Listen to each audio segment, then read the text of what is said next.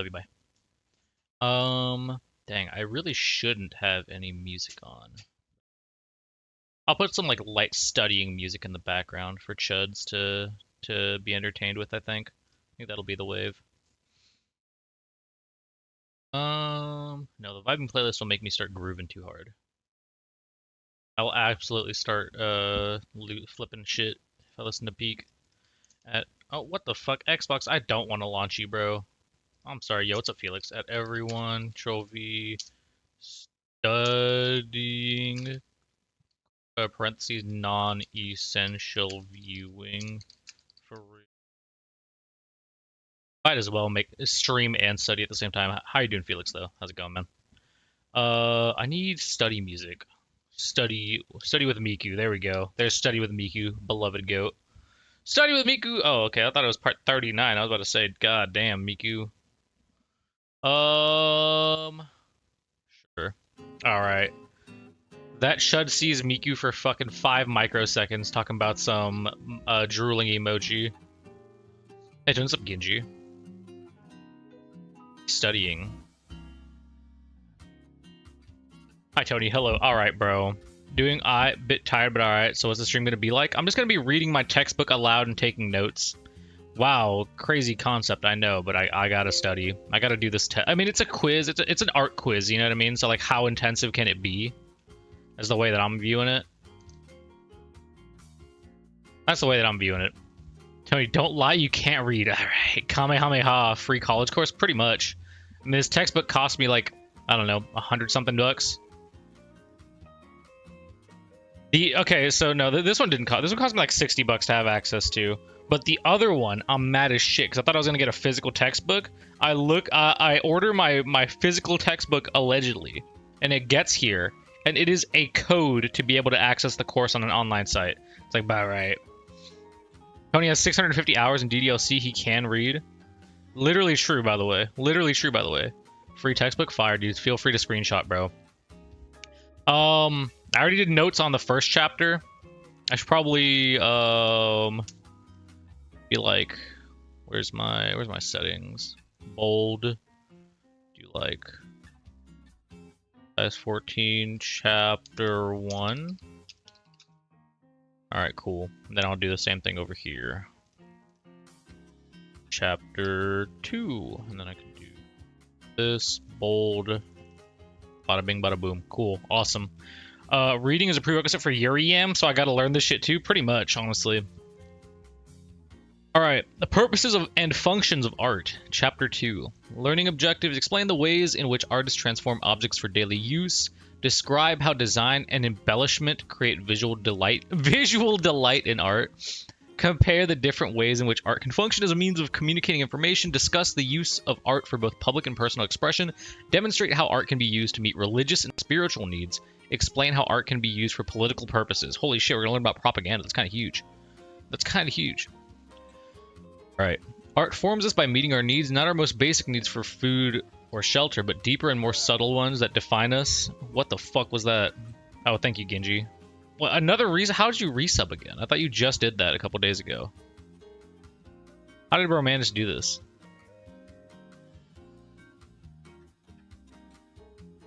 Bro literally just did this, talking about I'm resubbing again. Yeah, you did that 2 days ago. How the fuck, bro? Alright. Move this over here then. Oh, not the whole fucking thing, bro. There. Alright there. Alright there. Alright, cool, whatever.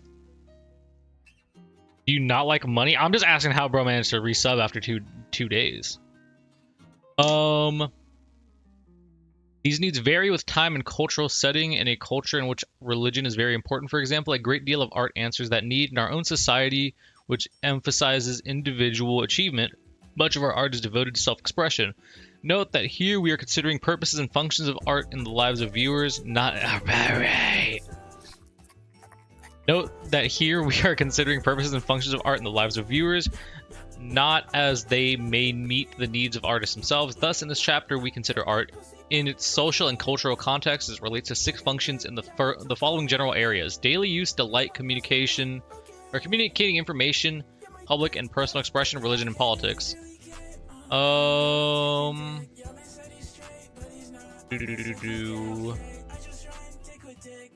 Highlight this guy. Copy that. Toss that bit right over here. Pog. Alright, cool. Genuine Pog in 2026, by the way. Anyways. Cool. As we begin the discussion, we will quickly see that a given work may well address more than one function or need. A piece of political art might also delight us with its beauty. Propaganda is what it's saying here. An item for daily use may also express something about its creator, and if one purpose for art seems to dominate in one culture, this does not mean that other possible functions go unfilled or are ignored. Viewing art from the perspective of its purpose or function shows us commonalities among people across different time periods and civilizations, from ancient times to the present. This is because most humanity needs the art. This is because most human needs that art meets have remained relatively constant throughout history. On the other hand, artists' methods of meeting those needs vary greatly. Thus, art embraces many of the shared traits and all of the diversity of humanity itself. Holy moly. Alright, art for daily use. Explain the ways in which artists transform objects for daily use. Objects of all kinds, from ancient, carefully crafted flint knives to today's personal digital devices, have been conceived to delight the eye as well as to serve more obvious useful functions. Well-designed utilitarian objects and spaces, from spoons to cities, bring pleasure and efficiency to our daily lives. Artists transform objects for daily use by either designing them in new ways or by embellishing them, sometimes both. Cool. Designing for everyday. Objects that we use every day can be designed artfully for greater enjoyment. This is what Eva Zeisel did in the 1950s with the common sauce ladle and its accompanying boat. She brought the needs of the boat together at the top and put a hole in the ladle that echoed that shape. She created the design with clay and then glazed it in a creamy deep white. This color highlights both the contents of the boat and the graceful lines that live in both pieces. It is united tips. If the united tips of the boat have a somewhat playful look, there is a reason for this. Zeisel once described her life's mission as a playful search for beauty. Tony, just AI the notes and hop on Melee, dude. Loke, hold up. Let me hop on Melee real quick. Where's Spoofy? I'll hop on Melee if Spoofy's down. I feel like I read like 2 pages so far. We got some good shit going here. Embellishment. Hold up.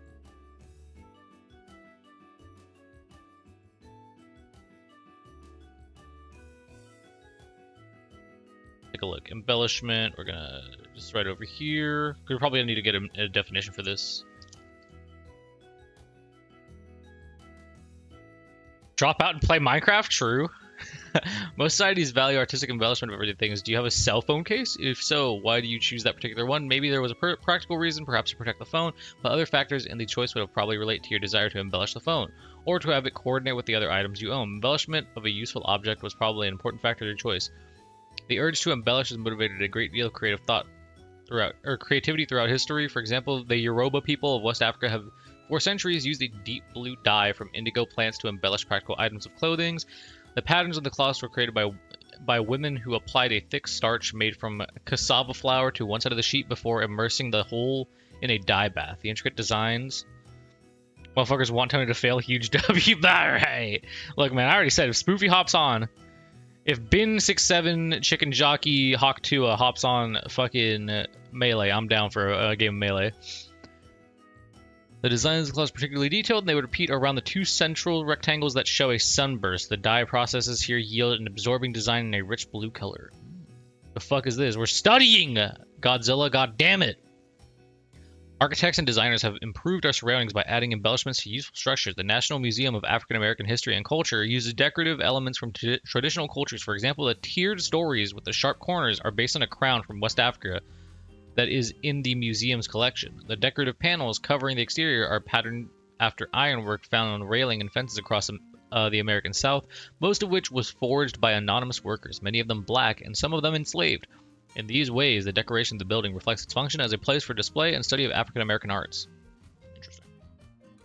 What is the definition of embellishment, then? Where can I find this definition? I'll probably get that later, honestly. No, they're gonna have a term section later. I still have XP. It evolves in the community, so we're studying. True. Probably means Tony hop on melee. Well, alright, who's gonna play melee then? Who's gonna play melee? Because I can't hop on melee and play nobody right now, bro. There's no way. Art for visual delight. Many of us probably think of delight as the principal goal of art. Why create art after all, if not for someone's pleasure or enjoyment? We need delight, enjoyment, pleasure, decoration, amusement, and embellishments in our lives to lift us above the stream of life, as a noted art critic wrote. Absorbed in contemplating a work, we forget where we are for a moment. I pinged the spoof. Pingus! Visual delight happens when we are captivated by a work of art and we enjoy it aside from practical or moral or political considerations. Aesthetics refer to the brand... Oh, wait, hold up. Definition! Let's copy that. Perfect. This is what note-taking is in the Big 26, by the way. Most cultures that have a definition of beautiful define it as something pleasing to the eye and agreeable to the mind. However, what is pleasing to the eye or mind, and hence the sense of beauty, varies considerably across cultures. Here we are considering two pathways to beauty, idealism and harmony.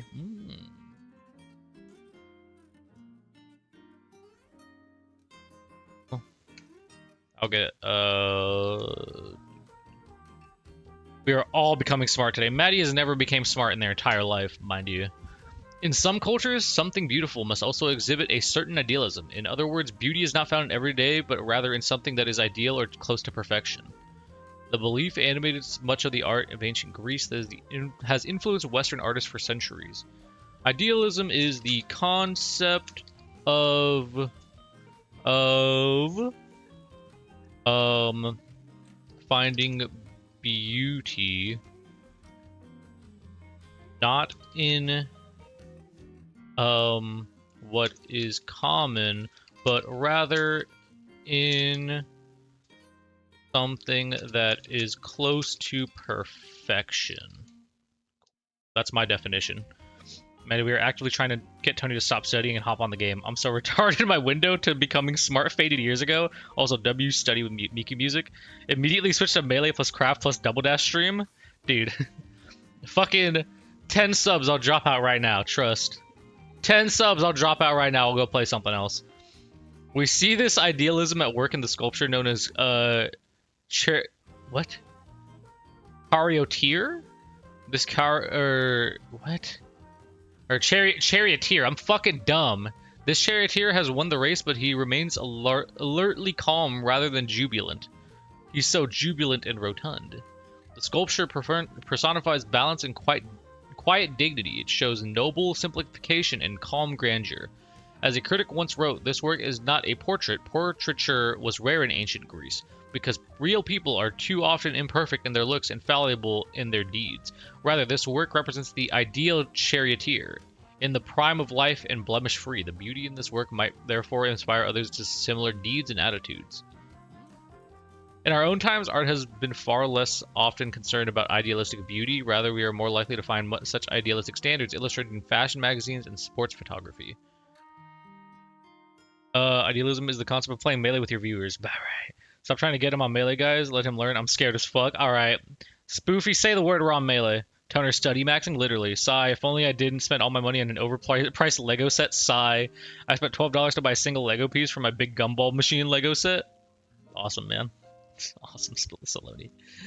Harmony. Let's get a definition for harmony, too, while we're here. Might as well. Harmony. Another common definition of beauty includes a pleasing balance or harmonious proportions. Harmony. Here, let me read more before I start definition maxing. You know what else is awesome? Bam! In Western art, many regard the landscape paintings of the 17th century French artist Claude Lorraine as exemplifying these virtues. The composition of Ascanius shooting the stag of Sylvia is very harmonious in its colors. Blues and blue-green dominate the sky, the foliage, and the draperies of Ascanius as he holds the bow. Ascanius has not actually shot the stag yet, so any violence is only possible. The buildings on the left are balanced by the tree and cliffs on the right. This balance is not symmetrical, but then nature rarely is. Light is evenly diffused throughout with just enough contrasting dark zones. The work does not depict an actual place. The artist invented it from the volumes of sketches he made on trips throughout the Italian peninsula. The storyline of the painting is mythological, remote from most viewers, most likely to engages the imagination for that reason. Claude Lorraine was also well known for painting such pleasant views that his works influenced landscape gardening in Britain. Some wealthy landowners in the late 18th century attempted to reproduce the harmonious effect of his painting on their properties. Such landscapes were termed picturesque, meaning like a picture. Oh, picturesque.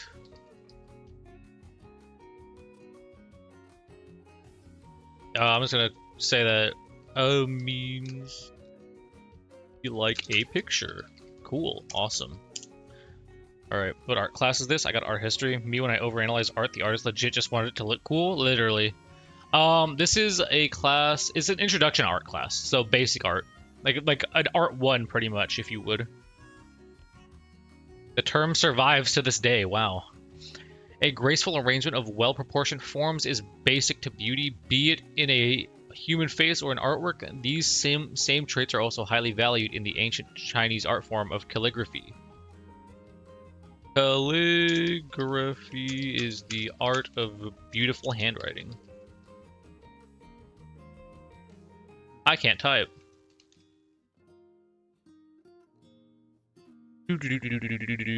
Ah, art. Art.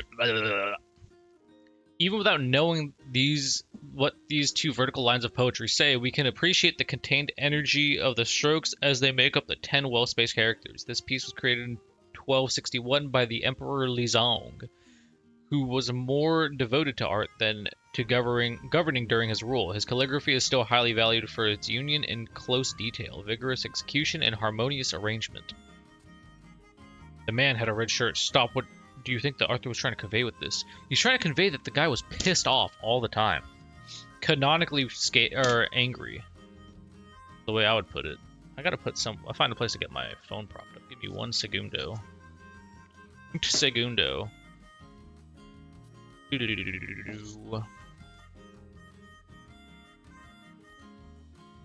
Peter Behrens, I don't know. An early 20th century German designer created a harmonious decorative scheme for his porcelain plate. The green arcs resemble ripples that we might see after dropping a stone in a still pond. They also echo the shape of the plate as a whole. In thin lines that required careful painting, the outermost arcs converge in a curving square motif at the center, suggesting the sort of embroidered napkin that might accompany this plate in an elegant table service. Such visual pleasure can prepare us for the other pleasures of the table, such as dining and companionship. Very interesting. Very cool. Click to view. Oh. Oh, it is elaborating on what is being applied, or what can be applied from looking at the piece. I see. Time to write that essay on the Red Shirt Man? Yeah, Red Shirt Man pissed. The art of communicating information. Compare the different ways in which art can function as a means of communicating information. Because art makes a statement that can be understood by many people, it has often been used to impart information and ideas. Indeed, before the invention of photography in the 19th century, artists and illustrators were our only source of information about the visual appearance of anything. During the Middle Ages of Europe, the stained glass windows and stone sculptures of the cathedrals taught Bible stories to a largely illiterate population.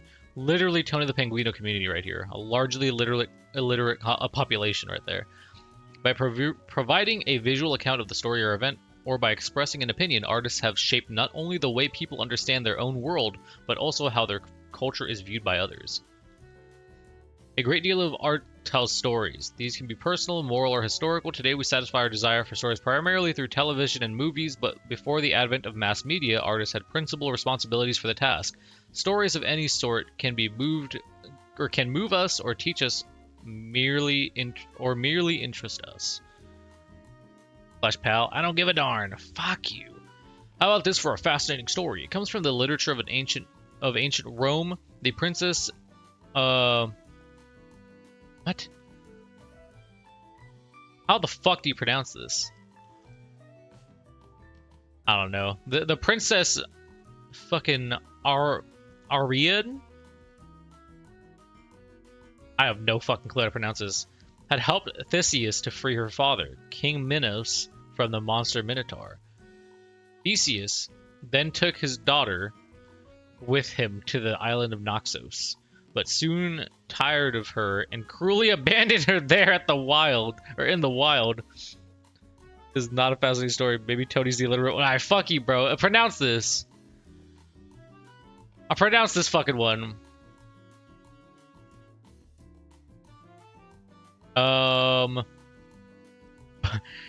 As she lamented her fate and plotted her next move, help arrived from the unexpected source. This is the moment we see in the painting Bacchus and Ariadne. I have no clue how to pronounce this fucking word. Ariadne? I'm assuming it's Ariadne. By the 16th century Italian artist Titian, Bacchus, the god of wine, had arrived in his chariot at the head of a procession of drunken revelers, instantly enamored of the beauty of Fuck! He leaps from the chariot and promises her the entire sky. Bacchus's glance leads our eyes to Ariadne. At the left, she looks back at him with a mixture of hope and fear. The stars in the sky at the upper left form the constellation Corona Borealis, or Northern Crown, referring both the Ariadne's royal status and to the promise Bacchus made. Dumbass, it's Ariadne. Fair enough. Fuck you, bro. In contrast to Titan's recounting of the mythological story, some artworks tell stories of everyday life that can help us broaden our perspective by showing us how others live. We see a contemporary example of this in the Autoconstruction Suite by Abraham Cruz Viajas. At first glance, the installation seems like a highly distorted scene. Wooden scaffolds dominate the view, with the shirts tied together spanning the distance between them. A few television sets, primitive stairs, metal frameworks, a wheelbarrow, and other seemingly miscellaneous junk populate the gallery space. Cruz Viejas, there we go. Cruz Viejas gathered these objects from the immediate neighborhood, yet behind all of the apparent chaos in the story that relates to his personal history, and by extension to most of us as viewers, the construction of the artwork parallels the story of the construction of Cruz Viejas' family home on the outskirts of Mexico City. There is a neighborhood outside the reach of most services. The artist's relatives built the house he grew up in, room by room, floor by floor, by themselves, using whatever they could find or buy. Cruz Viejas described the process in an essay. I'm not reading all that. Bro, holy dub. Type of shack I'm gonna be living in if I can't study properly. See, now I beat DDoC Blue Sky, so I'm basically an English major. I think it's a knee sound at the end, like Dorogeny. Sure, man. Carrie Mae Weems created a remarkable series of photos titled the Kitchen Table Series. This revealed the lives of other people to us. She installed a camera at one end of the kitchen table under a hung lamp and took dozens of photos of life events that happened around it for several months. She used herself and her friends, neighbors, and relatives as actors in constructed scenes, some invented and some real, which she imagined and then shot as a movie director might. When she reduced the series to just 20 images in 1990, she found that she had told a story of the ups and downs of a relationship with a man and the birth of their daughter. In the photos reproduced here, we see a rather tense moment as the man reads the newspaper while the artist herself smokes distractedly, eyes askance, before retreating into the background. The series depicts the course of a relationship which viewers may recognize from their own lives. Weems said of the series, "Even though it's anchored around a black woman, my hope was always that it would be understood as a condition of women. And it exceeded my expectations because women around the world relate to the piece, as do men. They see themselves in it." Nice. Very nice. And how are you doing, Toaster? I'm doing good. Reading chapters in book. Commentary. Artists who fulfill our need for commentaries often speak in a language that is easy to understand. They view art's primary purpose as communication between artist and viewer by means of subject matter.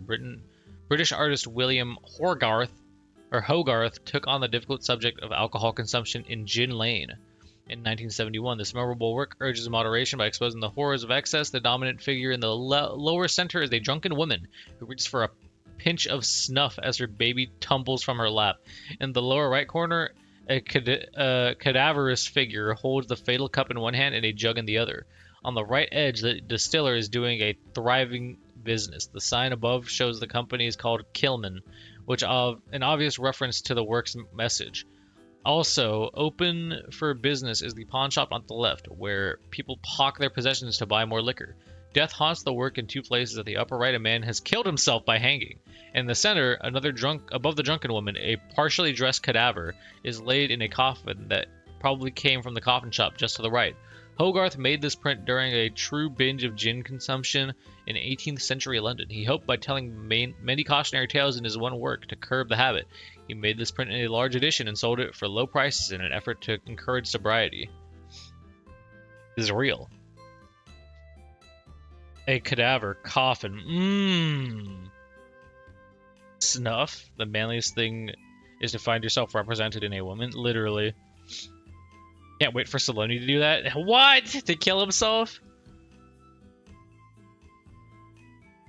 Artists who wish to comment on public issues often go to great lengths to make the message clear. Danish artist Olafur Eliasson wanted to raise awareness of climate change, so he hired a crew to gather 24 free-floating icebergs off the coast Finland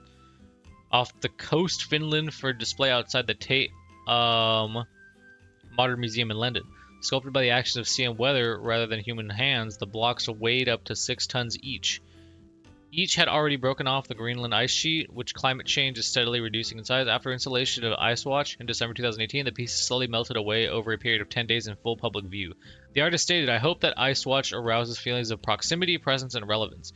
As narratives that you can identify with and that make us all engage, we must recognize that together we have the power to take individual actions and to push for systemic changes. Come touch the Greenland ice sheet and be touched by it. Let's transform climate knowledge into climate action." Bar? Sneaky Sayori reference? Yes, dude. We low-key got a fucking Sayori ref in my art book. Art for public and personal expression. Sometimes a human life is so notable or an event so momentous that a monument is created to help us remember it. At other times, self-expression by artists builds bridges of empathy to individual viewers. Visual imagery can serve as an aid to our memories. Many of us carry photos of loved ones with us, or we take pictures to remember where we have been. When such commemoration becomes public, artists enter the process. Public commemoration connects to us as a chain of humanity that stretches back millennia, making human life seem more significant in value. The death of George Floyd at the hands of Minneapolis police officer in 2020 drew the world's attention and ignited protests in many locations. Almost immediately, a team of local mural artists created the George Floyd mural in commemoration near the site where he died. Floyd's face is at the center of the composition, flanked by the letters of his name, which include outlines of protesters with raised fists. The backdrop is a giant sunflower, which the muralist intended as a symbol of longevity and loyalty. The inscription below refers to Floyd's protestations that he could not breathe while the officer was subduing him. "I can breathe now" was not stated by Floyd, but came rather from community input about the mural's contents, suggesting that his suffering is now finished. To make the meaning of Floyd's death more universal, the dark center of the flower shows the names of the other persons who have died in police custody. The site of the mural has become a public pilgrimage location where many have left offerings. George Floyd reference, whoa. I can't draw. Rip George Floyd. Also, yes, I read up. Fuck you, epic boy. You gotta go. Get to it. Chop, chop. Ain't no fucking way, George Droid, bro. Dude. God damn it. It makes me fucking... Dude, I can't even... Every time I see a pictures of fucking George Floyd, I just fucking think of Armenian Corey. Why the fuck does he look like Armenian Corey? God damn it. The Oni plays fucking rot, dude. I swear to God. Like, I'm not tripping, right? I'm not fucking wrong. And I feel bad, obviously, because it's like, I'm not trying to make fun of bro. But what the fuck? I'm crying, dude. Tell me I'm fucking wrong, though. It's just fucking Armenian Corey. Tell me I'm wrong, dude. Oh my God. Anyways. This shit's nuts. You're so fucked up, Tony. What's wrong with you? Dude, I just can't. Every time I see a picture of him, Like, they use, like, the most Armenian Corey-esque picture they could find of bro. I don't know, man. I don't know, man. Anyways. Close to our own time, many public spaces contain commemorative statues honoring heroes who are deemed worthy, or memorials to individual victims of warfare or atrocities. One distinctive war monument is the Vietnam's Veteran Memorial in Washington, D.C. by Maya Lin, arousing controversy when it was completed in 1982. The almost 250-foot-long V-shaped wall bears the names of nearly 60,000 American service members who died or are missing from the time of the controversial war. The style of the monument, with its simple chronological list, was unprecedented among the monuments on the National Mall. The initial resistance to the work was so great that a further monument was commissioned, a statue of a group of 3 soldiers for a nearby location, but the Vietnam Veterans Memorial soon attracted thousands of visitors who appreciated the solemnity of the black granite walls and the personal attention involving in the recording of every lost soldier's name. The monument has also influenced many other public memorials since, as inscribing the names of all commemorated people has become a more common practice. Self-expression. For most of human history, self-expression has not been a primary reason for creating art. Other social and cultural needs, such as those discussed in the chapter, more fully engage the talents of artists. In more recent times, however, particularly when a great deal of art is sold as a private possession, self-expression has increasingly become one of art's more common functions. Did he? What? Art fulfills an expensive function when an artist conveys information about his or her personality or feelings or worldview.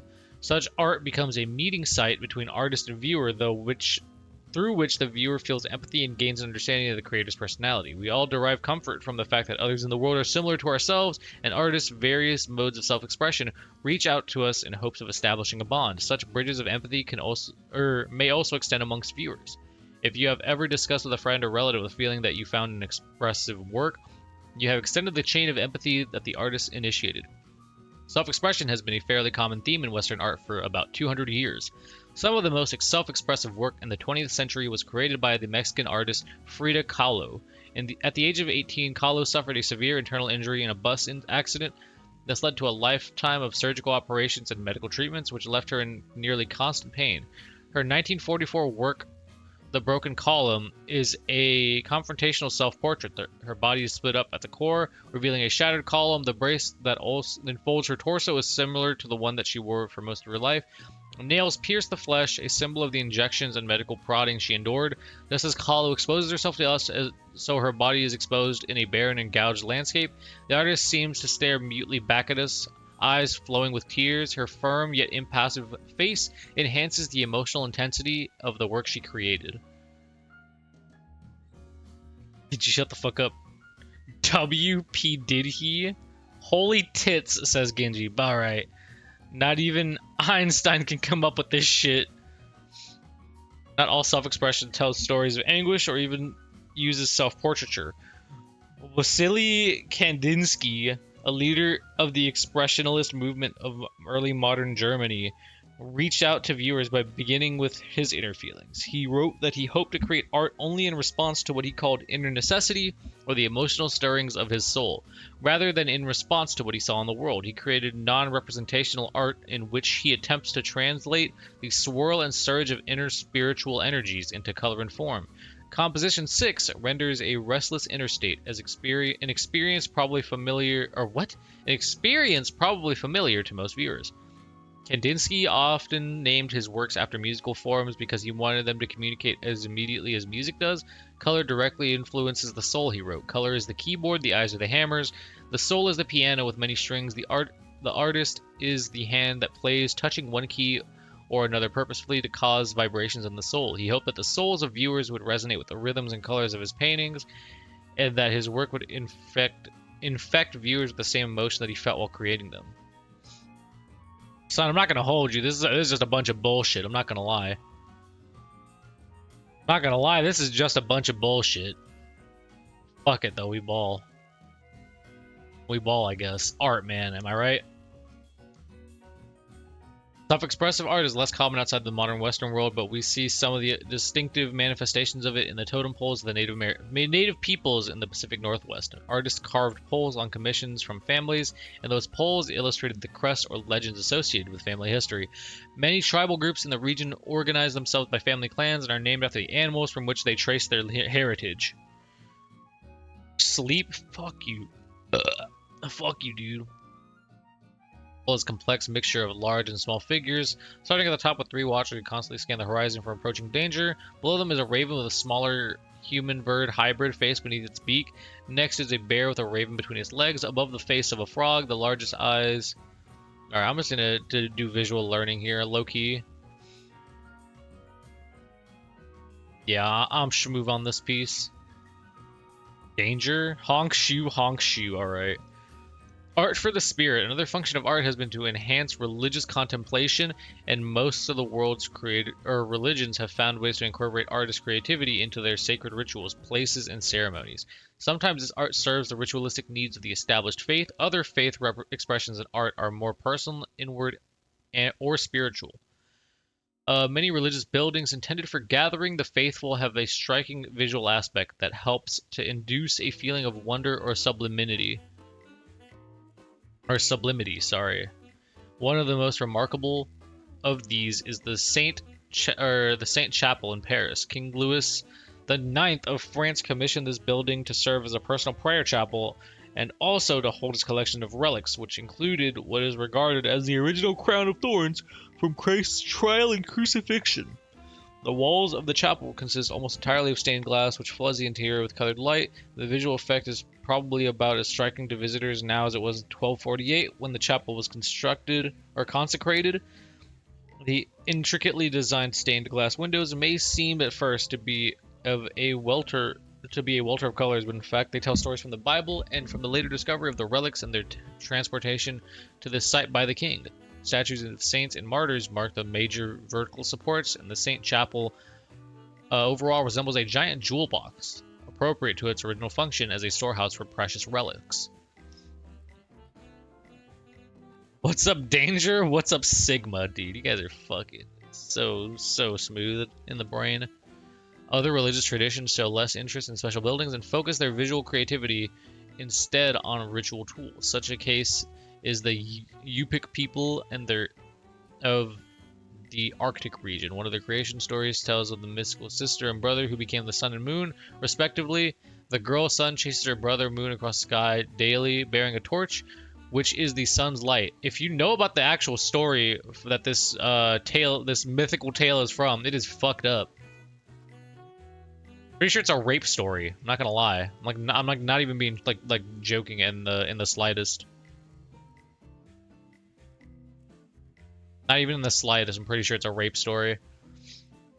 Moon mask represents the moon in the sky, and the 2 outer rings that symbolize the levels of the cosmos. The feathers are sparks from the sister's torch that became stars. This mask was used in ceremonies by a shaman, or person who serves as an intermediary between people and spiritual beings. Accompanied by the appropriate chants and dances, the shaman wore this mask in order to embody the moon in all of its mythical meaning.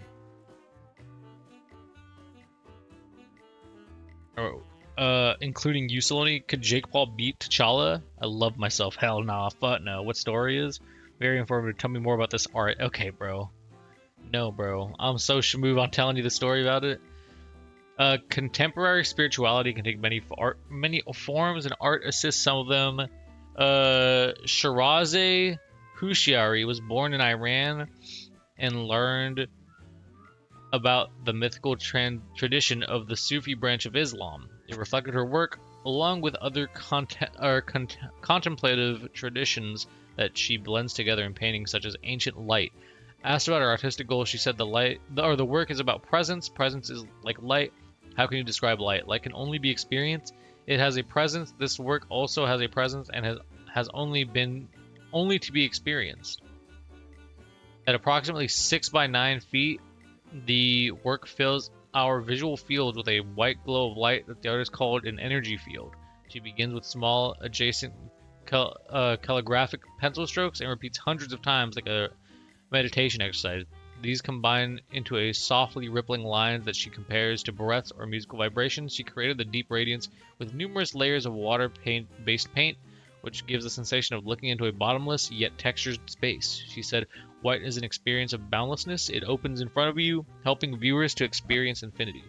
We could be staring at a microcosm of atoms and a boundless expanse of space, but the artist does not mind the contradiction because she hopes to reach the widest possible audience. She said, I would like my art to be open and generous, different for every person who sees it. Go now. Bye-bye, Tony. Later, Saloni. I do not understand a word you're saying, but I support you in your endeavors, Toner. Thank you, bro. Thank you, bro. Fake? Watches fake? Ohio's impressed? Okay. Thank you for being impressed, Ohio. Nancy Holt was born in Massachusetts, where she experienced the flat, open expanses of nature in the desert. West. She immediately felt at home and made this the subject of several artworks. It seemed to me that I had the western space that had been with me. This is my inner reality. I was experiencing it on the outside simultaneously with the spaciousness within. I felt at one. She created sun tunnels in 1976 to empty land in western Utah to express the representation of vastness in the landscape. Concrete, steel, and earth. God damn. How does one acquire? You just put like 3 big fucking like highway support beams on the ground talking about something. This is art. Levels of aura.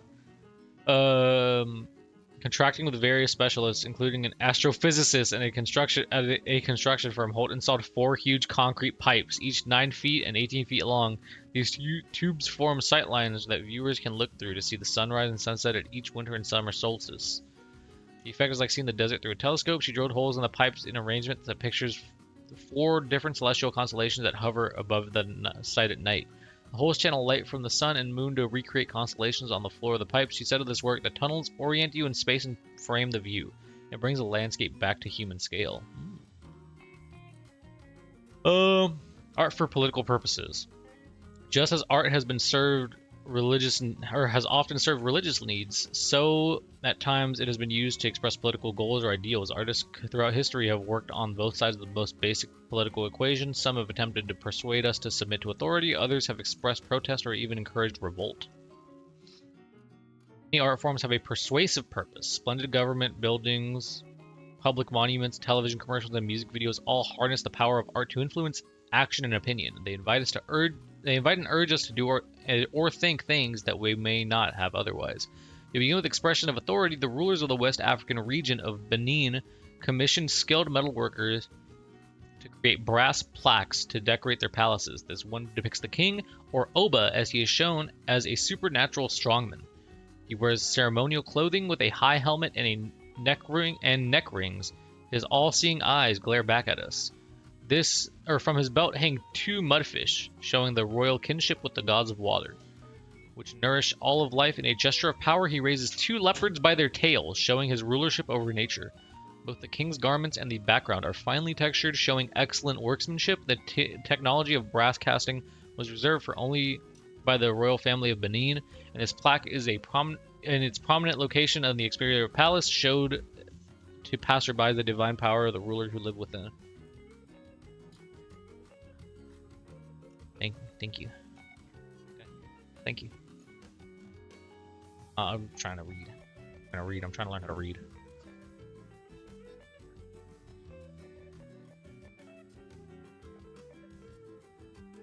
Modern governments do not claim divine power, but they do use the arts to express their authorities as well. The United States Supreme Court building in Washington, D.C. is a case in point. The style of the marble-clad building is derived from the ancient Roman Republic period.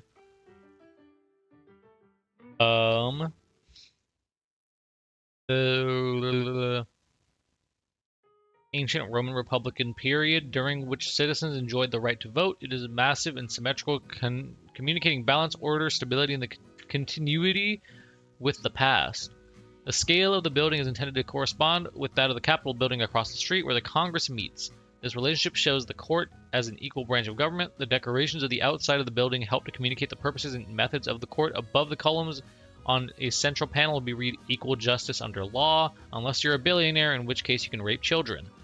On either side of the inscription are garlands that symbolize the abundance and plenty that flow from justice.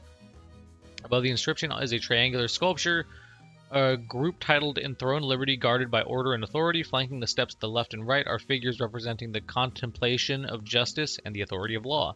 The goal in designing this building, which was completed in 1936, was to house the justices in a building that communicates an image of the power of law in governing the country as well as the dignity and serenity of the justices working therein. Son, what? I said what I said, bro. I said what I said. Many artists use their creativity in the service of protest involving themselves in the politics of the day. We get a completely different view of the Supreme Court, for example, from contemporary black artist Rodney McMillan in his work untitled The Supreme Court Painting. The piece protests against certain court decisions in the areas of voting rights and election districting that McMillan saw as harmful to African Americans.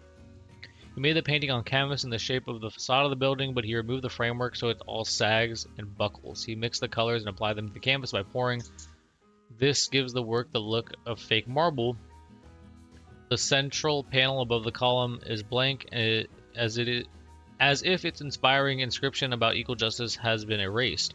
On either side, we see that the garlands on the original building have been supplanted by smiley faces. What should be an inspiring symbol here because a tumble-down and phony-looking monument to lazy disorder, the artist created this work because he felt that the court was moving in an unfruitful ideological direction. He felt that it had supported individual liberty and the quest for civil rights in the past, but the justices were backing away from these commitments. Not you, son, the article you're reading. Oh, we're talking about politics, bro. We're talking about political art and its impact on the human psyche. As we have seen, many works of arts may fulfill more than one purpose. Art that is persuasive may also delight with its beauty. A religious work may express the creator's personal quest for transcendence. A commemorative piece may also inform us, yet all art meets one human need or another, and has the power to shape our lives in many ways.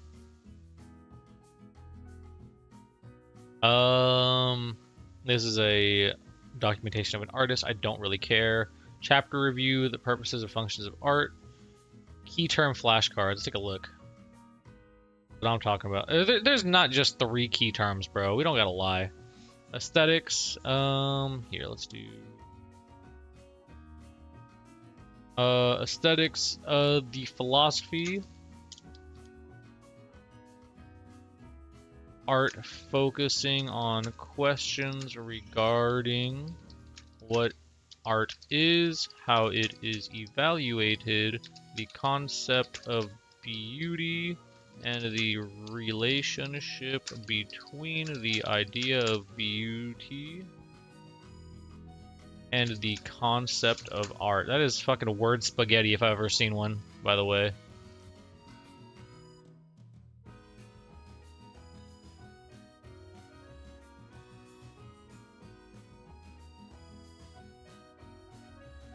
Broadly, a flowing use of line, often varying from thick to thin. Alright, melee time. Let's play melee. I'll play melee for a minute. I'll play melee for a minute before we do the next chapter. Used to describe natural land. Okay. Thank you. Just leave it there on top of the tablet's fine. Not like a screen tablet, it's like a highly poetic rather than dramatic. Original meaning is traced to the paintings of Claude Lorraine. Dele, W melee. Of course you're thinking about D. That guy, you gonna play melee with me? Because if no one's gonna play melee with me, I'm gonna keep on going.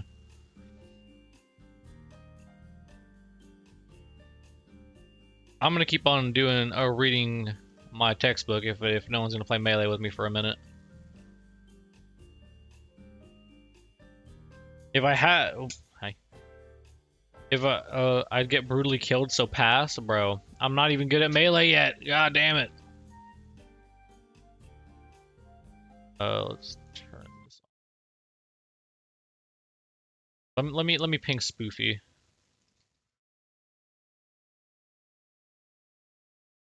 Melee. Ow! Alright, let's see if the demanding LARP does it for him.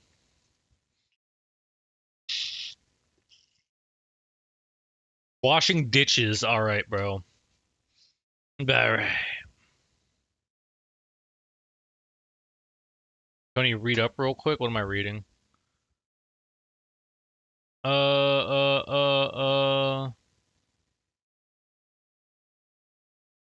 am I reading up?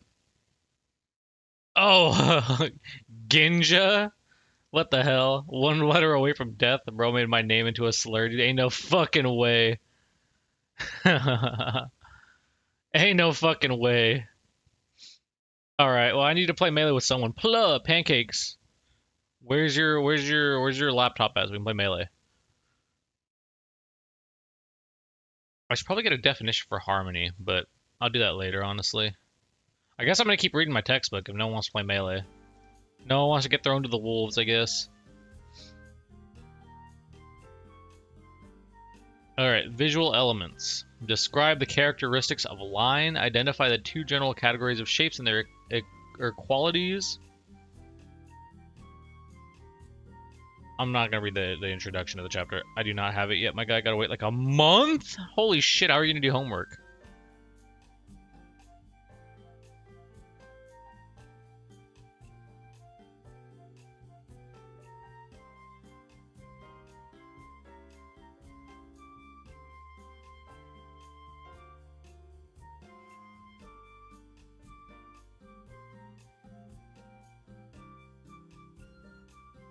Tragic. We write, draw, plan, and play with lines. Holy moly. Holy fucking shit. Give me one second. I would probably get others up to management. Stupid, that's dumb.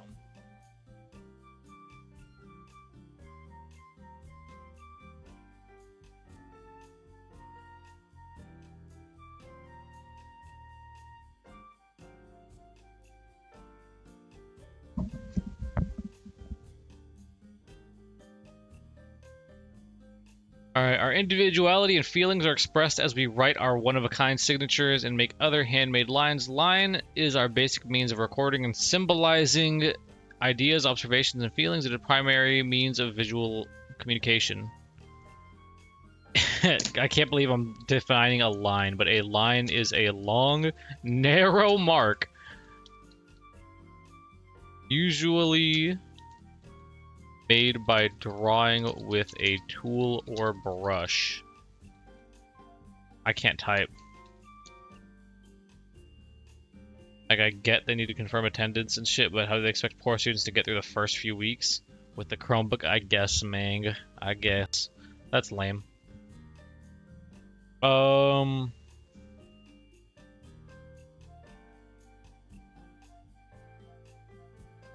In a sense, we often draw with our eyes, converting edges to lines. In New York movie, this happens at the joint between the theater and lobby spaces, and where the lobby meets the floor.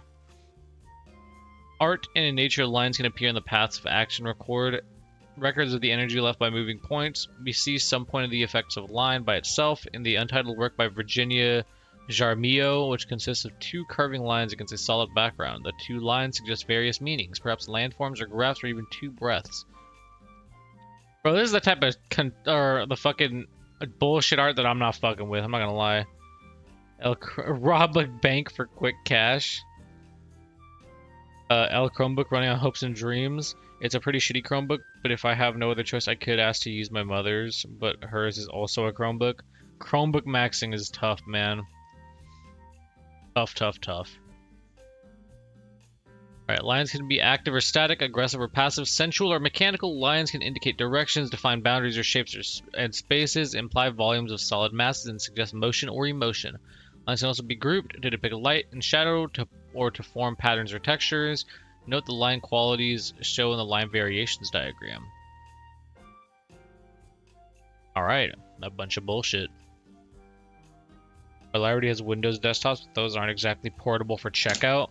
Yeah, I mean, depending how far it is, I guess you can go to the library when you need to go do work, but if you don't have a car or if it's just too far, inconvenient. Consider the range of art of users. Artists or Consider the range of uses artists found for lines in the works pictured here. Two Japanese prints have similar subjects but use line in radically different ways. Kabuki actor is curved and suggests slow rhythmic motion.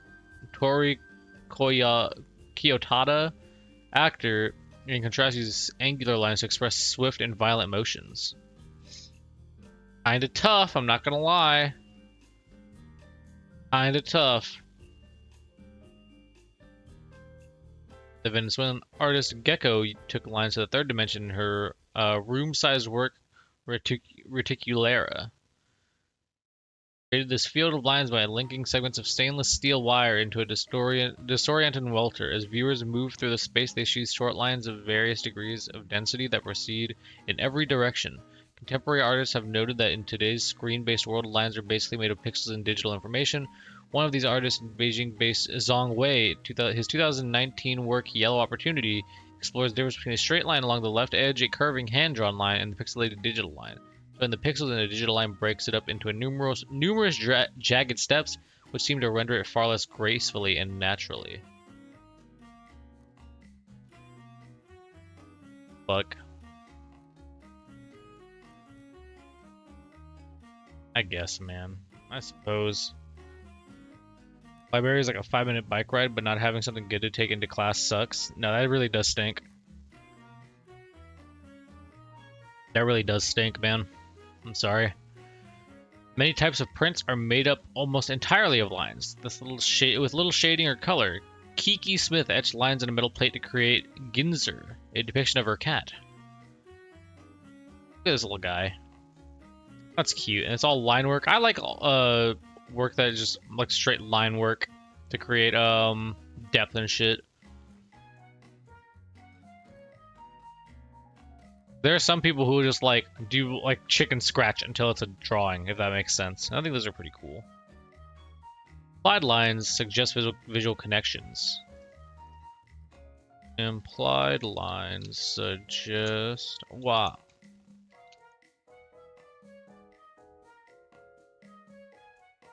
I will be taking all donations for the laptop fund beginning immediately. /J.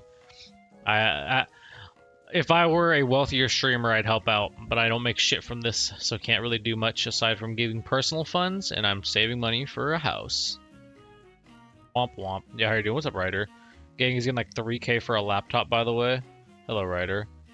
Gang is not getting no 3K for a laptop. I'm chilling, Ryder. Just reading some work. Words shape, mass, and form are sometimes used interchangeably, but they mean different things in the visual art. Shape is the area with the outline of an object or figure. They're two-dimensional or three-dimensional. Let's copy that. Oh, oopsies.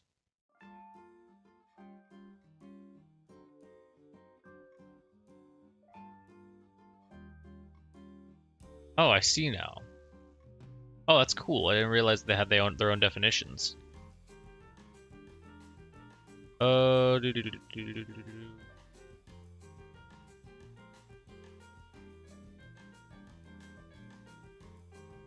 any entire 3-can laptop would be absolutely fucked.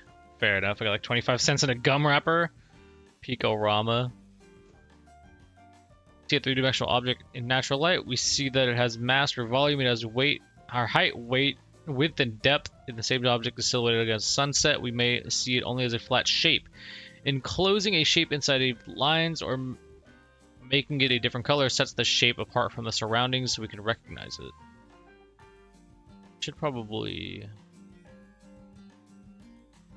Yeah, this would be a lot easier if I was a sunset. Alright. I'll take the quarter that gay. Fucking tough. We can group the infinite variety of shapes into two general categories, geometric and organic. Geometric shapes such as circles, triangles, and squares tend to be precise and regular. Often made with the help of tools such as rulers or a compass. The shapes of Tori Kiyotada's actor are geometric. Organic shapes are irregular, often curving or rounded, and seem more relaxed and informed than geometric shapes. So I could just copy this chud. Let's do this.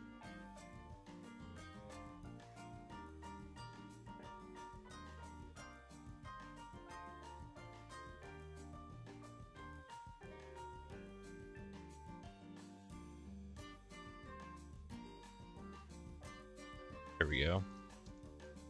Hidden definitions. Money. Ooh, dollar coin. I'll take it, boy. Okay, I'll give you $5 in quarters and a regular single dollar. Melee or no? I'm down for melee. Fuck it, let's bowl. Well, let's ball. Run the fade, spoofy. Loading up RN. Bet. The quick melee session in the middle of studying.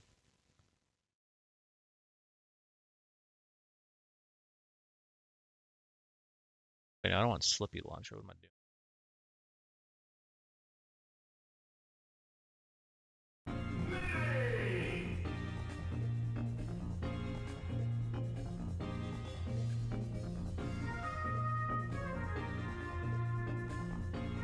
There we go. Very nice.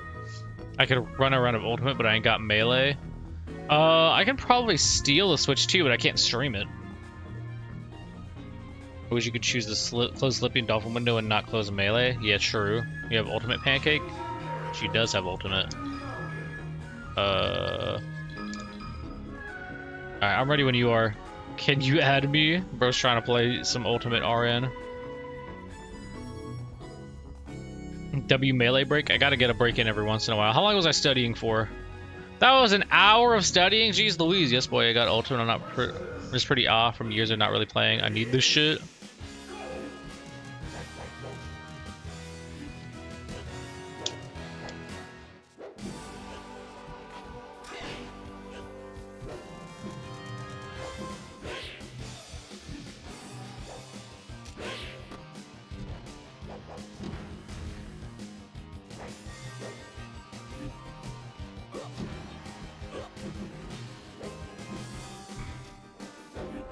I'm dead as fuck. I keep on doing this to myself. Put your friend code in the server. True.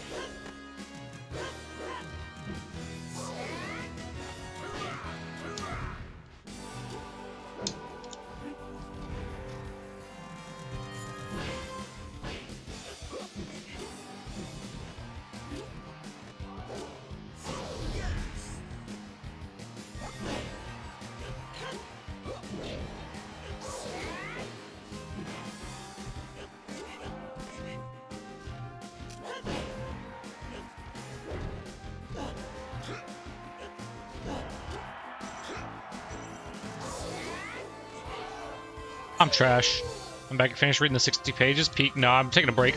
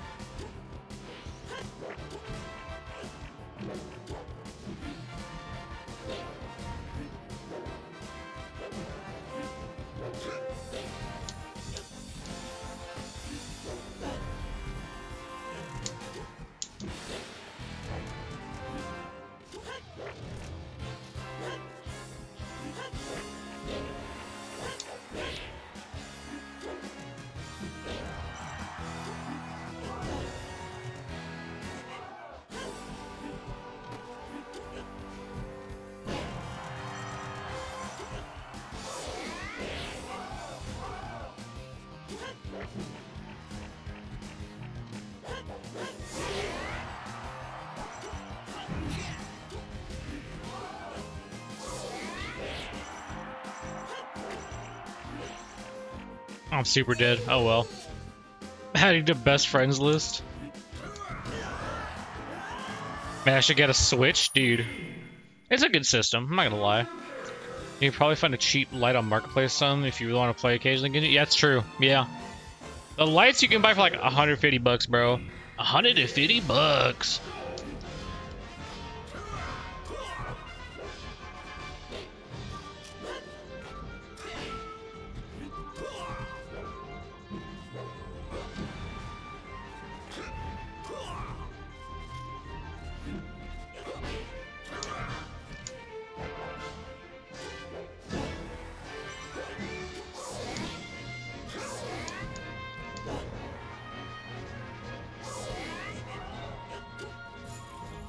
Alright.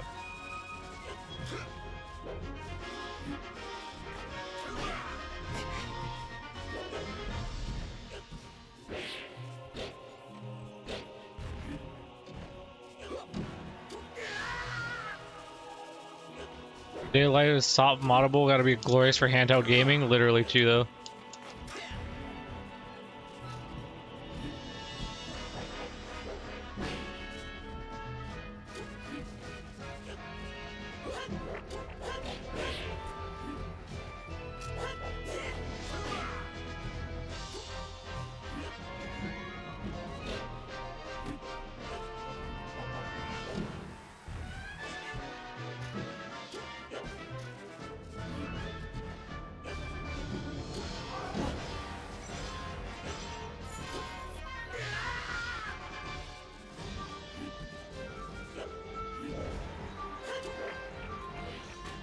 Oh man, too low. Oh, YouTube keeps recommending me shorts from a Netflix movie titled Lesbian Space Princess, but I heard they canceled the Captain Underpants show for that shit.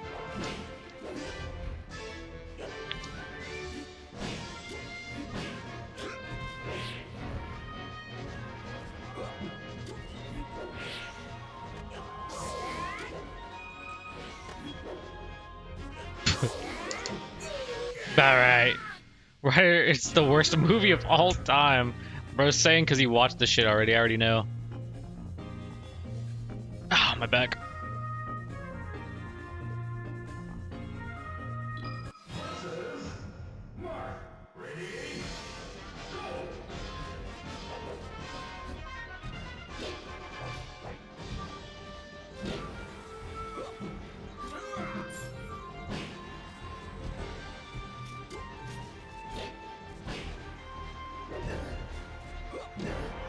I'm tough. I'm tough.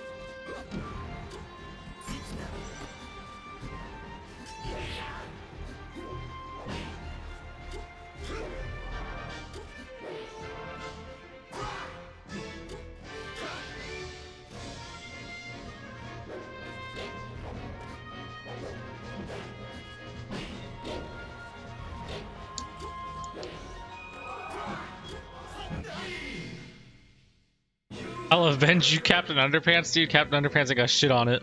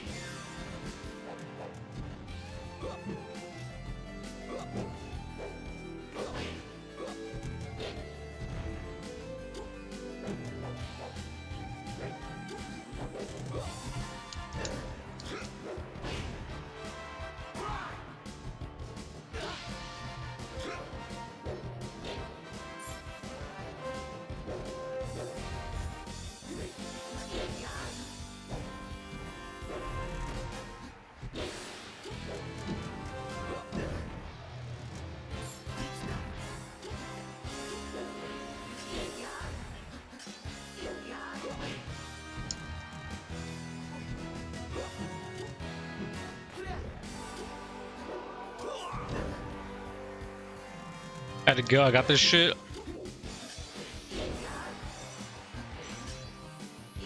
Super dead.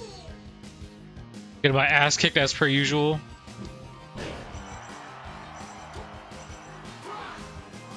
It's all good, man. Ultimate's a different beast sometimes.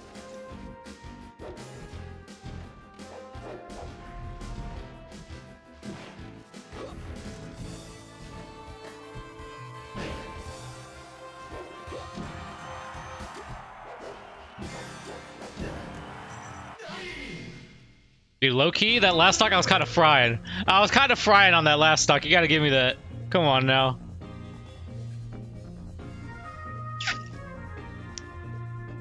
I had my movement going a little bit. I saw how it feels slower on Marth. Like a movement or like attack speed?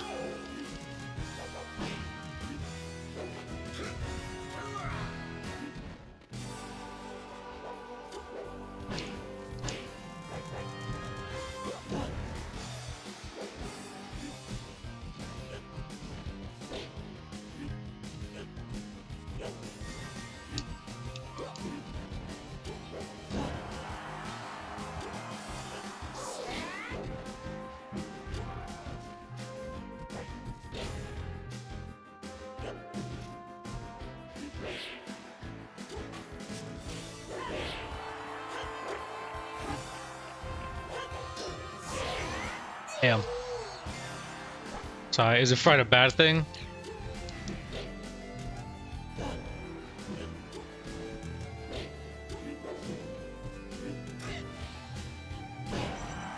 God damn, he's got a kill move out, brother. Every time I play an enemy just turns into 50 billion combos, I can't get land a goddamn attack. It's how Smash Bros go sometimes, man. Like when I play unranked on this shit, man. It's so friggin' tough to get any hits off.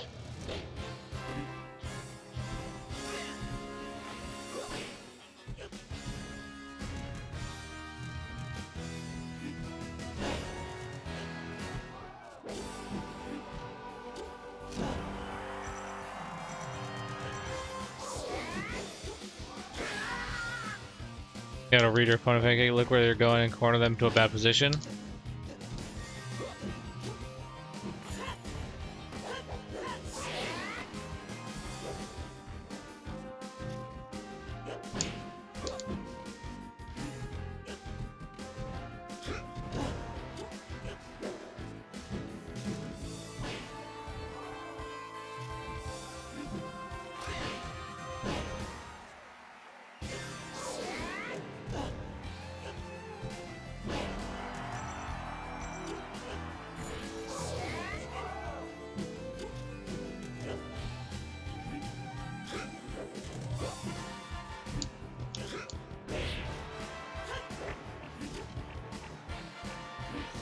Oh my god, I'm too low. You want a refresher from Duncan? Sure.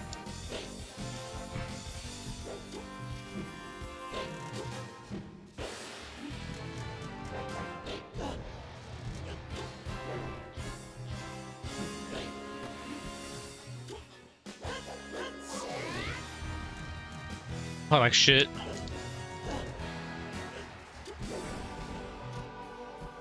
I'm getting caught in movement, fuck! There we go, Jesus Christ.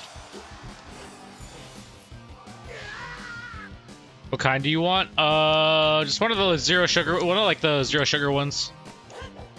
Just get anything that sounds good, honestly. I don't know what I don't go to Dunkin' Donuts, Maddie. I have no clue what the fuck they got there.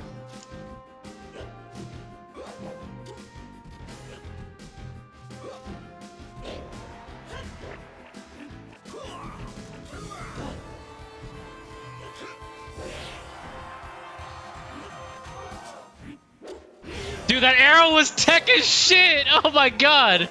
That arrow was so fucking tech! He cooked me, he slammed me.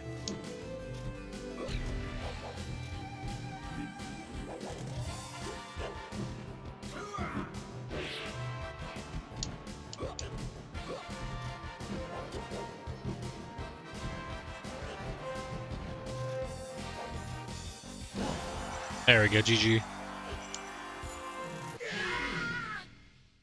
I just grab my opponents, then when they miss an attack, throw them into the abyss. People always say to read your opponents, but how am I supposed to do that if I can't get out of their 80-hit combo? My bad. Finally getting better. Loke. That was good. That was a good game.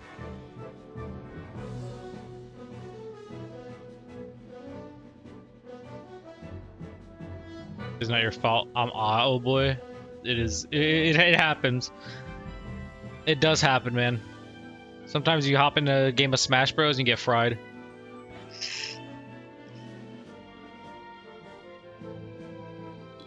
That's as helpful as saying just hit them more. That's what I do.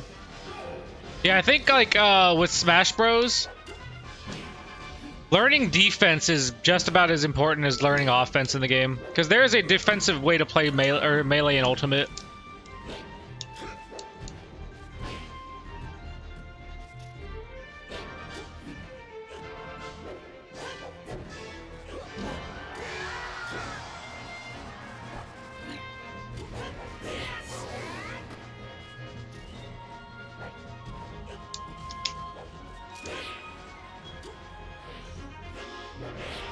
Damn, shield didn't come out in time.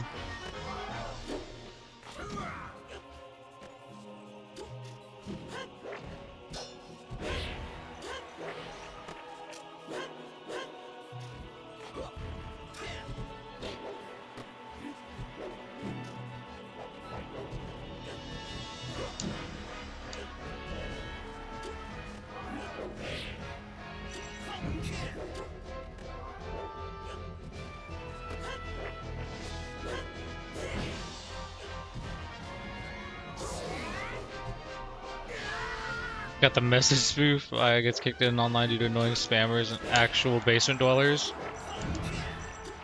My favorite Smash Brosism is anybody who's better than you just lives in the basement.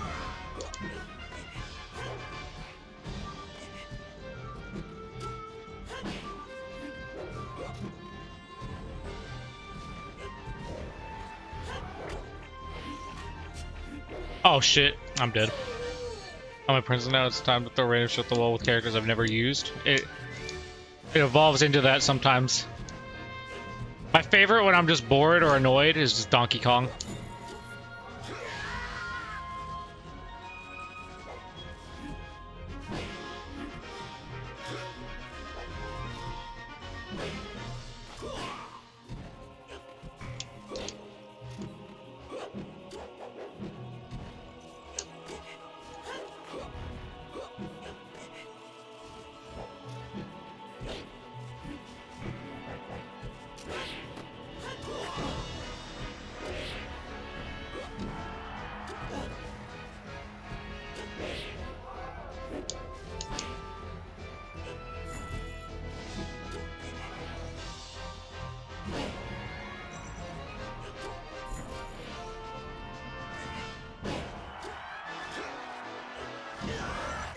Oh my goodness, I cooked, I'm not gonna lie.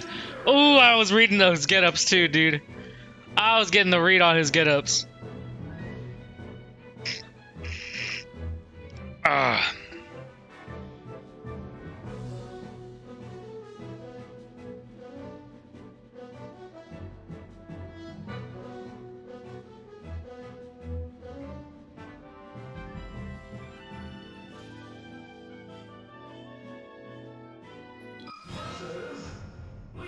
Does C-Stick have the capability of doing tilts? I swear there's a thing that do if hitting too hard.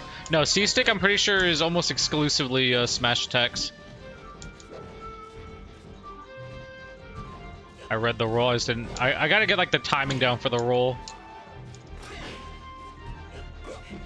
Oh, whoops, I'm dead. Is what it is.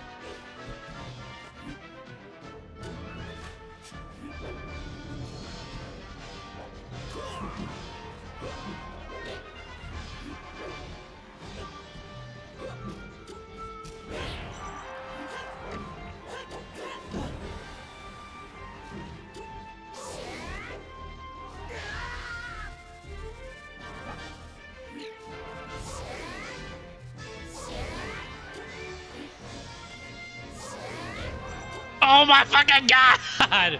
He fucked my ass, dude.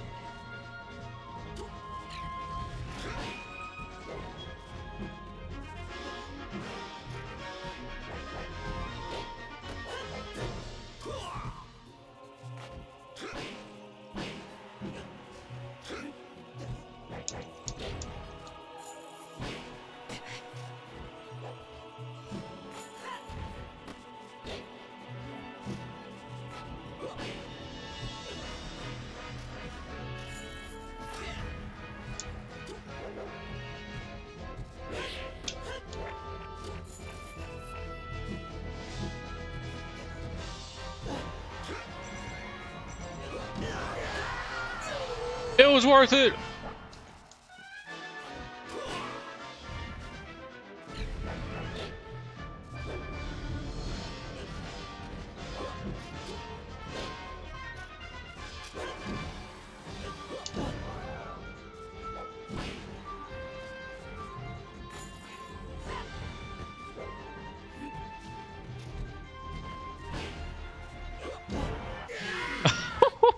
My down air. No, I'm getting this down air timing down.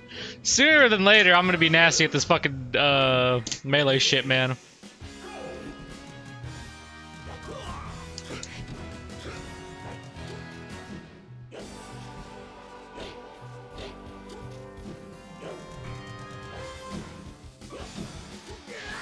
Oh my goodness.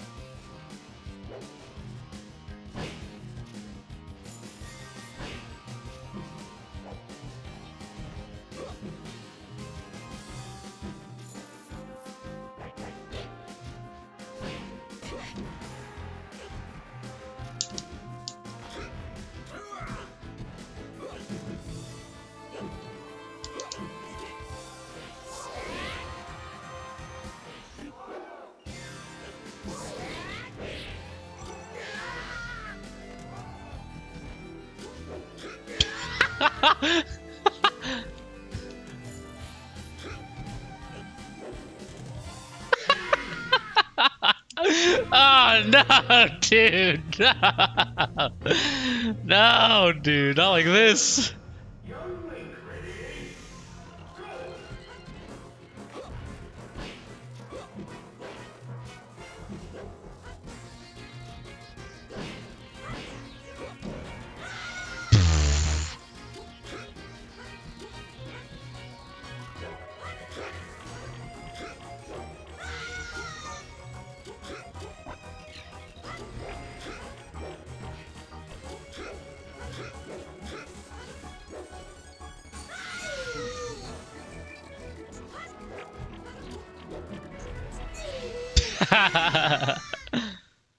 Why are we doing suicide maxing?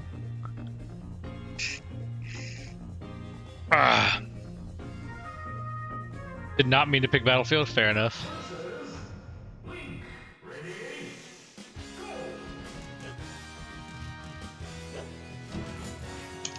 I got a fucking Phantom knee!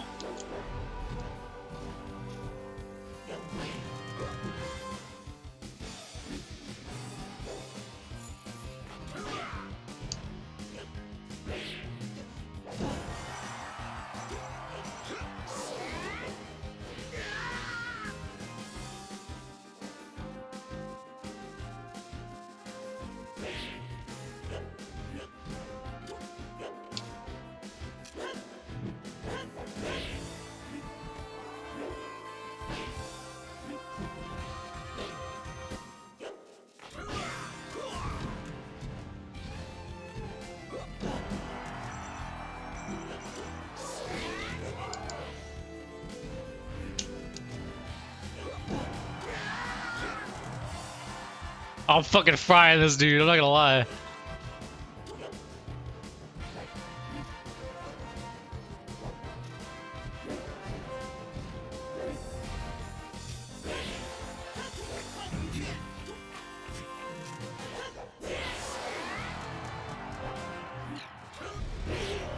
I got comboed, I'm not gonna lie, I got my ass beat. I'm not gonna lie, got fucking cooked.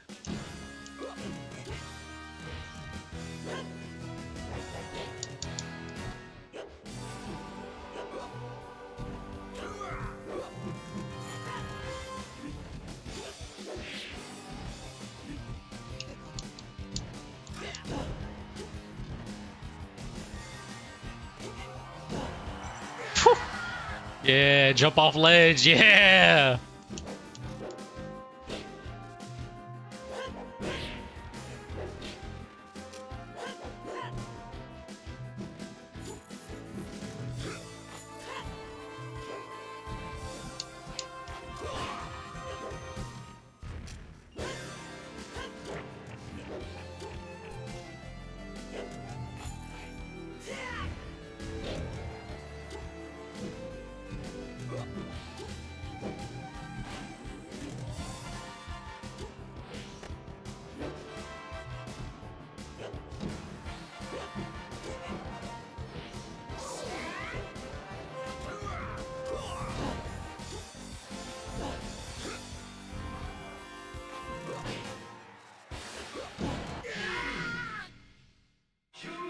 Cooking, dude, cooking.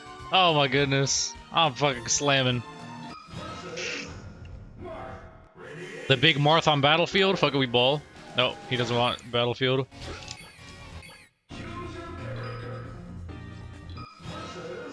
I got you, bro. Ultimate Online is notoriously ass, unfortunately, yeah.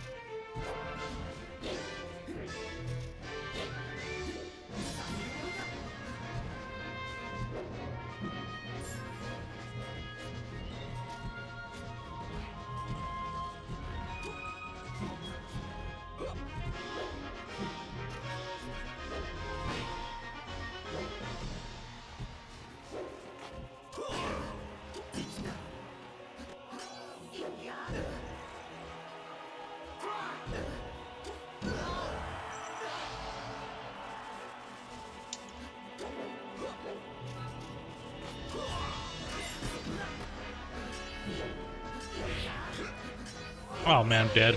Tough.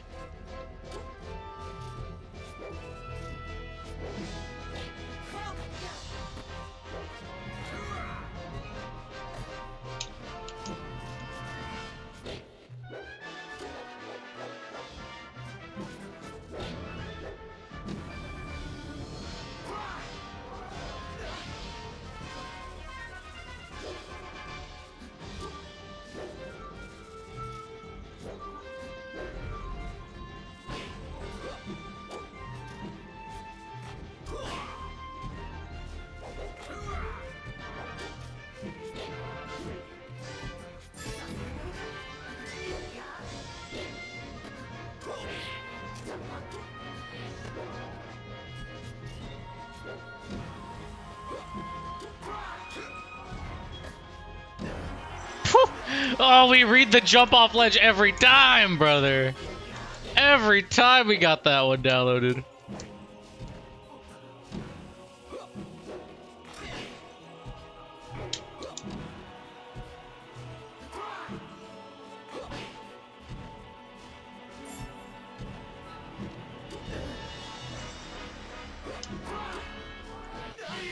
Whew. Whew. No, I'm getting these mix-ins, dog. I'm not gonna lie.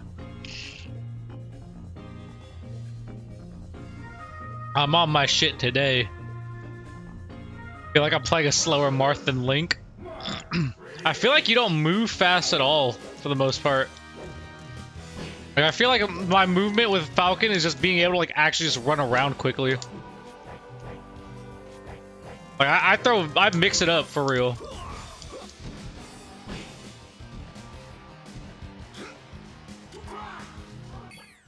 Holy shit! I'm fucking... Whoo, I'm moving, dog. Hold up, I got you, bro. Do your thing. I'm cooking, though. Fuck. Like, my mix-ups are so nasty right now.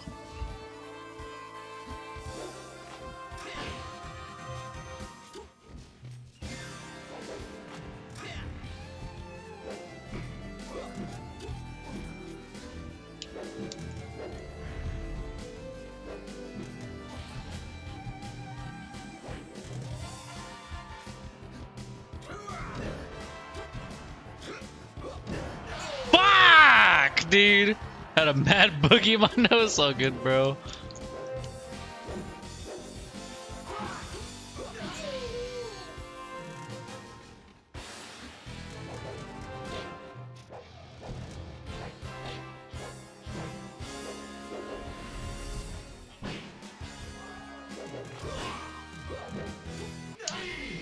Damn. I was ready for the up B knee, man. I'm not gonna lie. That's what I was going for right there.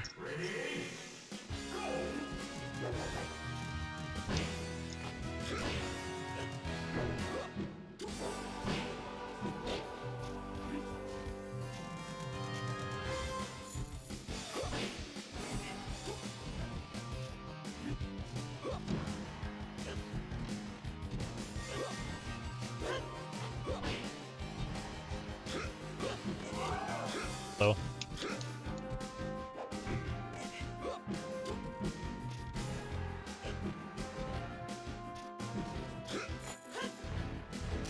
Thank you, baby. What'd you get me? What? Oh. Is there a sugar one? Oh. Okay, I'll look into it. I'll look into the macros for it. That's not bad.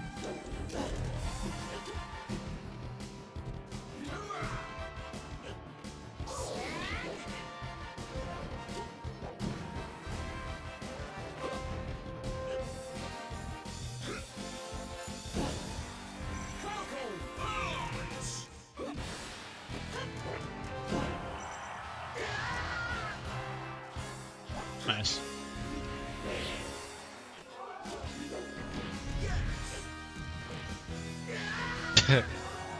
I'm just throwing straight hands to fucking Spoofy. What's up next? Sorry. Middle of the game. Alright, what's up?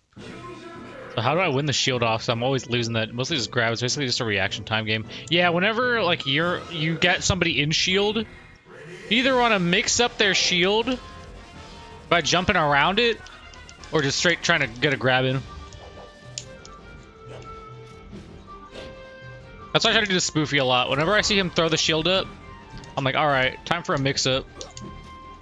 Dude, if I had a fucking small dash, short hop down air into that mix-up, oh my goodness, the combo would be fucking insane.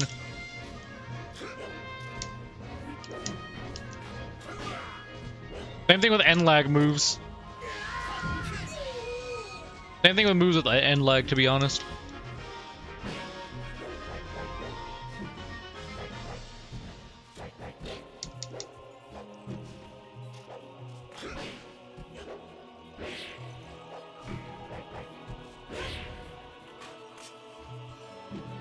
I don't know why Spoofy just like turns into like a Resident Evil 1 fucking turret character sometimes.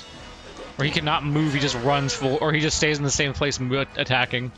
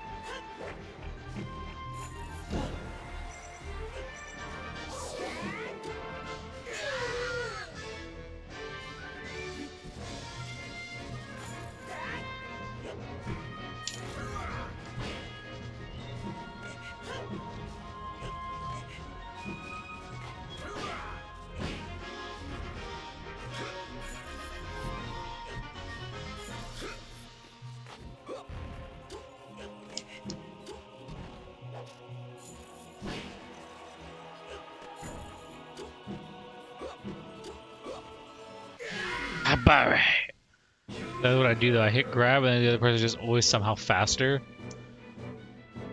Depends on the character. Some people's shield grabs are better, or like out of shield grab, because out of shield grab is an option. So if like they're anticipating you getting a grab off, Oh man, I tried to get him. I tried to get him while he's hanging down there.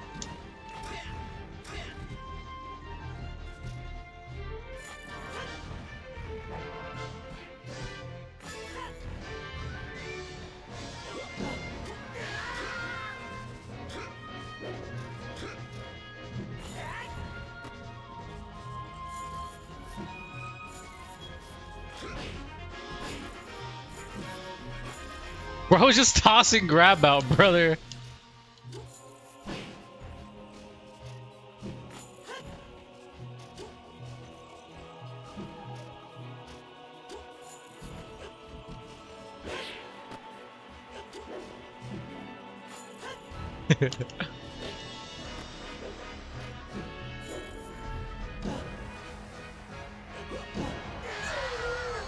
Hey, what's up, John?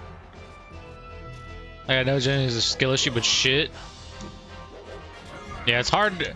When someone's better at you in Smash, it's really like skill issue mode sometimes.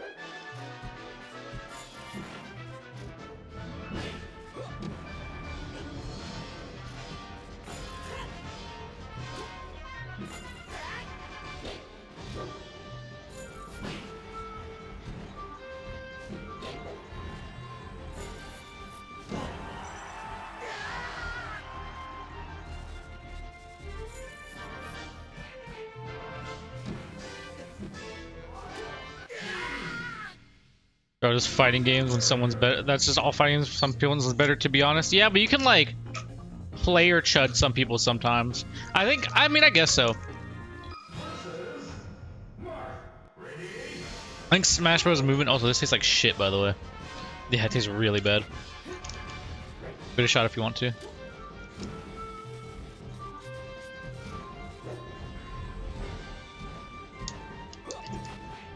Yeah, but then I don't like it.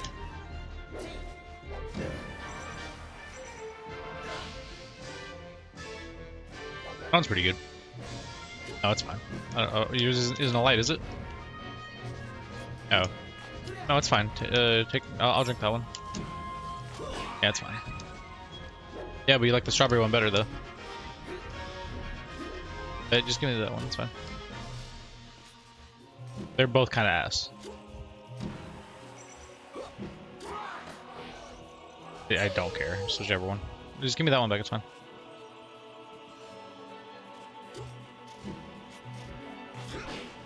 Yeah, I don't know why that one tastes like old pineapple. Yeah, like a pineapple that's been like sitting in the sun, or like that's like that is going bad.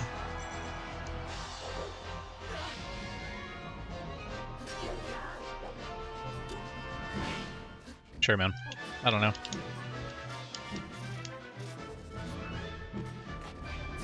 It's fine. Damn, baby.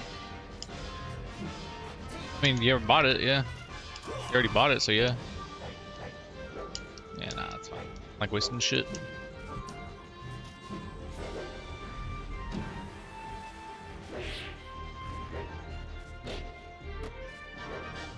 It's hard to describe how to get better at Smash Bros. It is a how much are you willing to learn the mechanics of each individual character, man?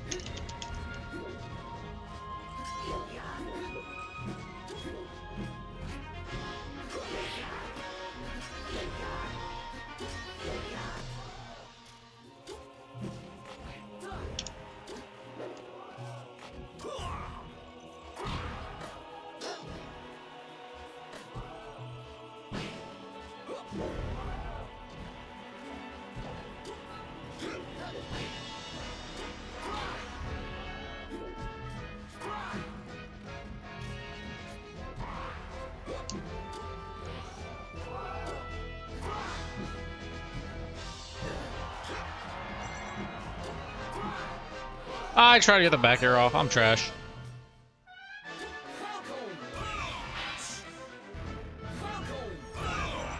GG Soupy.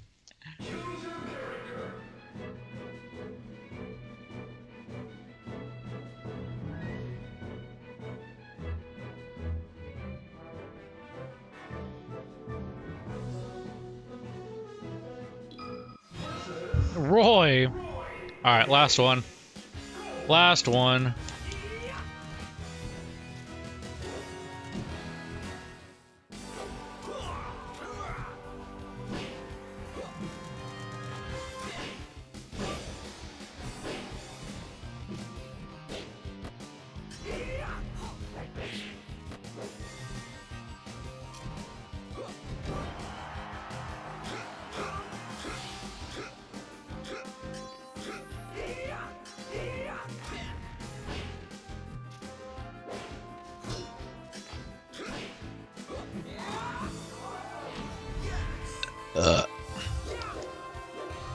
What are chat chuds doing? Look at me chuds hanging around.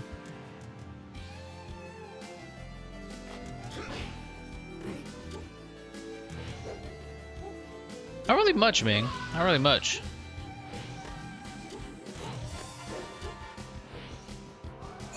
Killed myself. Alright.